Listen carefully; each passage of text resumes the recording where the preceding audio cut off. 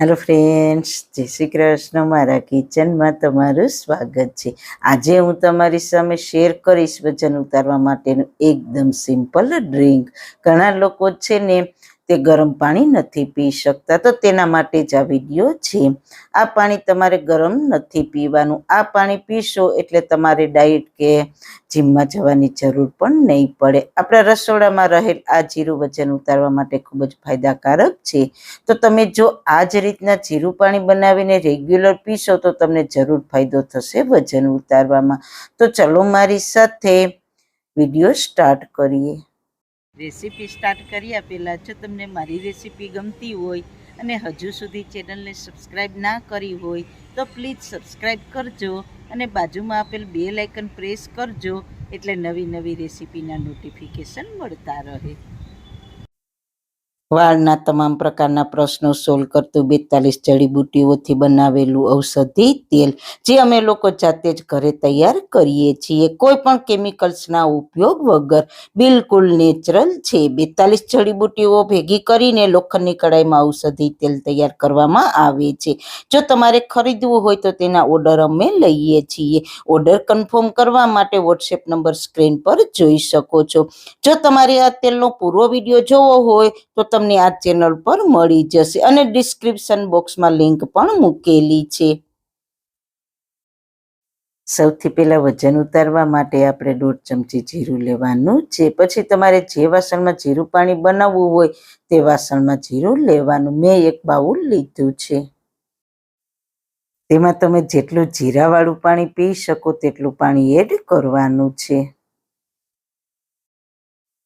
સારી રીતના મિક્સ કરી દઈએ. આ પ્રયોગ રોજ રાત્રે તમારે સૂતા પહેલા કરવાનો છે.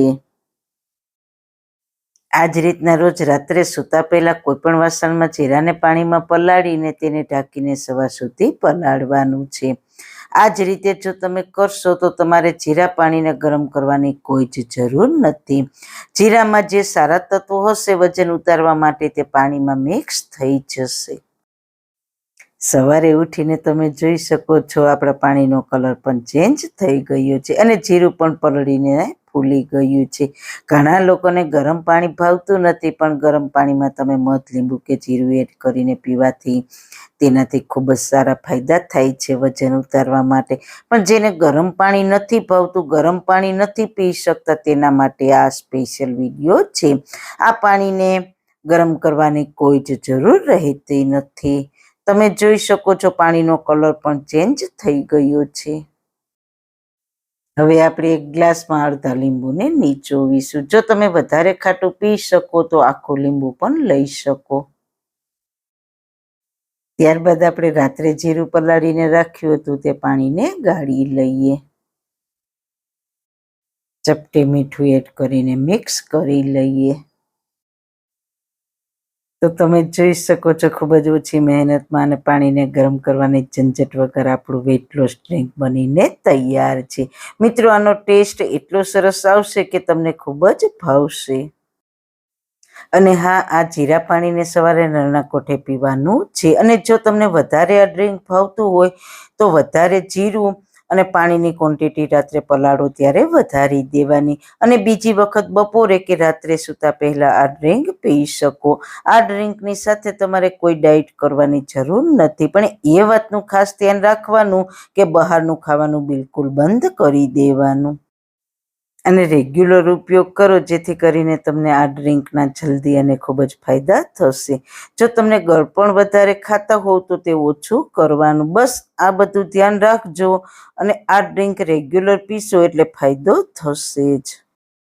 રેગ્યુલર પીશો એટલે 1-2 અઠવાડિયામાં જ તમને ખુદને જ અનુભવ થશે. તો આ રીતના જીરા પાણી ઘરે બનાવવું ખૂબ જ સહેલું છે.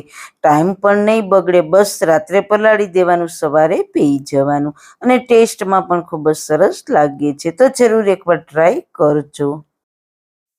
તો મિત્રો, આ વેટ લોસ માટેની રેસીપી તમને કેવી લાગી? જો સારી લાગી હોય તો તમારા ફ્રેન્ડ્સ ફેમિલીમાં વજન ઉતારવા માંગતા હોય તેને જરૂર શેર કરજો ને મારી ચેનલને સબસ્ક્રાઈબ કરજો.